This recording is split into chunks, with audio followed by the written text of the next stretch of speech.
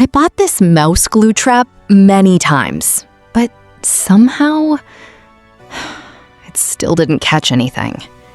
And honestly, I finally realized the problem wasn't the glue. It was how I used it. Most people place mouse traps in open spaces, but mice usually avoid open areas because they feel unsafe. Mice prefer moving quietly along walls and dark corners.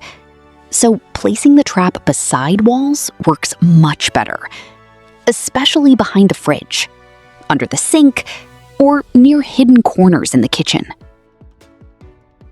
And another mistake? Using the glue trap without bait. A tiny bit of peanut butter can help attract mice much faster. You only need a very small amount. If there's easy food nearby, mice may completely ignore the trap. So keeping the kitchen clean also makes a big difference. I'm still testing different methods myself, but these small changes already work better than before. So if your mouse trap isn't working, try changing the placement first. And tell me, what method works best in your home?